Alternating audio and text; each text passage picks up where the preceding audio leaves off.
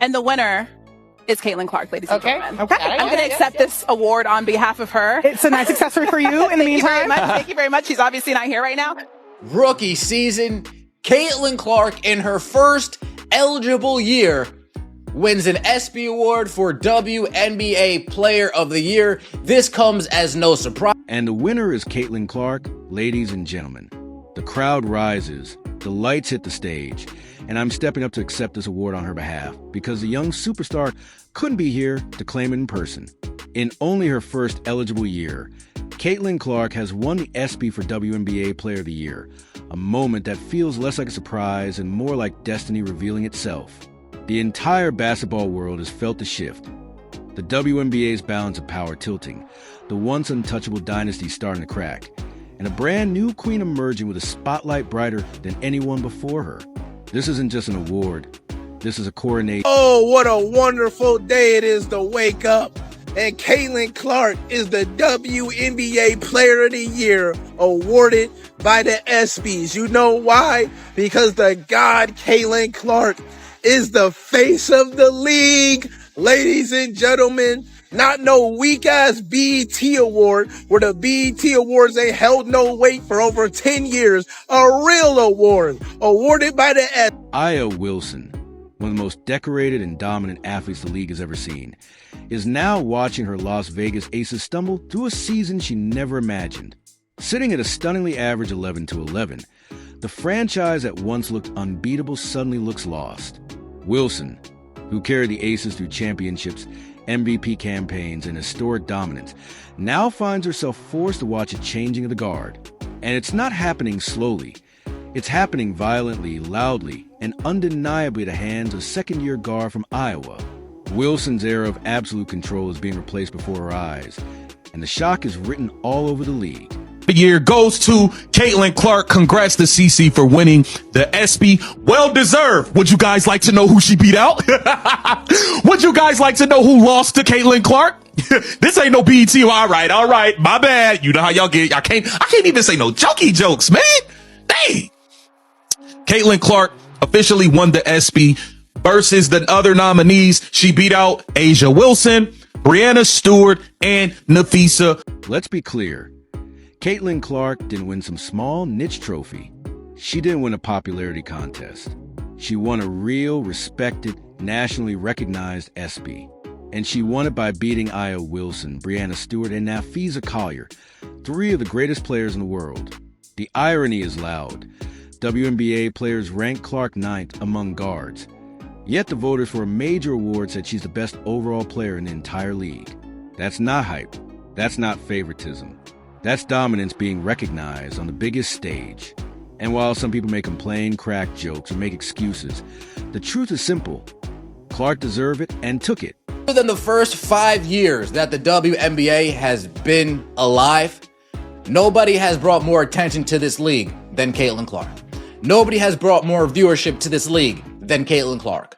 Nobody has done such a service bringing them out of the basement and into the mainstream other than Caitlin Clark. Yeah, there have been names that have come and gone. There have been names. Diana Taurasi, she was a name. Candace Parker, she was a name. Maya Moore, she was a name. But they were just all big names in the WNBA. They didn't transcend the sport. They didn't, oh my goodness, we got to sit down and watch. No. Great players, but not Caitlin Clark. Great play. On paper, Aya Wilson still looks unstoppable. 22.3 points, 9.2 rebounds, 2.4 blocks. Numbers that normally scream MVP. But numbers without context become empty stats. And the context surrounding Wilson's season is darker than ever. Her team is struggling.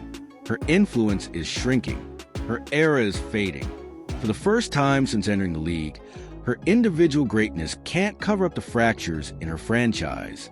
Winning matters, impact matters, momentum matters, and Clark has all three. Wilson's brilliance is no longer enough to keep her on top. And in today's WNBA, the crown goes to the player who moves the needle, lifts the league, and electrifies the world. That player is Caitlin Clark. Nominees were Nafisa, A'ja Wilson, and Breanna Stewart. You know what's ironic about this? Is that the players ranked her 9th best guard in the W. But whoever is voting on the nominees for the ESPYs says that she's a better player overall. I think we all know there's one player in that group of nominees that's not too happy about this shit.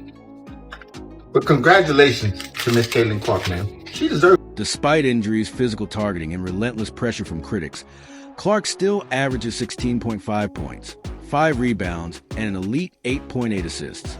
But her value goes beyond raw numbers. With her leadership and playmaking, the Indiana Fever, once a bottom-dwelling franchise, became contenders nearly overnight.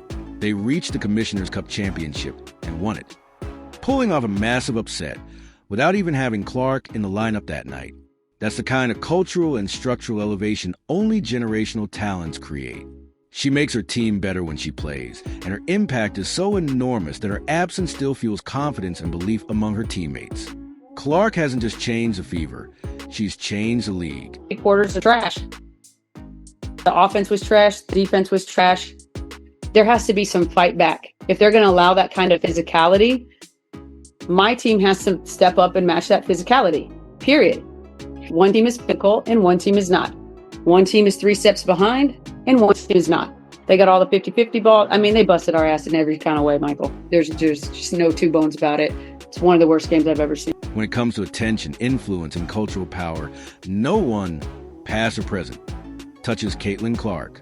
The league has seen legends, Taurasi, Parker, Moore, Fowles, icons who built foundations. But Clark has done something different, something bigger. She has become a cultural event. Arenas sell out just to watch her warm up. TV networks schedule their highest profile broadcasts around her games. Her social media presence outpaces the entire league combined. She's a reason casual fans tuned in. She's a reason new fans arrived. And she's a reason the WNBA has finally broken into mainstream sports conversations. Clark is not just another great player. She is a generational phenomenon. Great players, all deserving, awesome players, some of the best in the world. I actually think that those 4 are the best 4 players in the world. So definitely great competition with the nominees. We got to talk about it, man. Caitlin Clark, she came in and has been spectacular, especially that rookie season. She came in and was first team all WNBA, first team, absolutely sick, all-star, broke pretty much any record you could have as a rookie. She shattered it. You know, over 60 some records. What was the slogan? Is there a record for records? That is Caitlin. Becky Hammon, the woman who once led the Aces to back-to-back titles, is now publicly raging at her team's collapse after an embarrassing loss to the Fever. Without Clark even playing, Hammon blasted her players, calling their performance one of the worst games I've ever seen. She ripped their effort, their fight, their pride. And the numbers validate every word. Bottom 5 in points, rebounds, shooting efficiency, fast breaks, assists, and defense. This is no longer the structured, disciplined, dominant Aces we once knew. This is a team falling apart from the inside. And Clark's rise only makes her downfall look even more dramatic.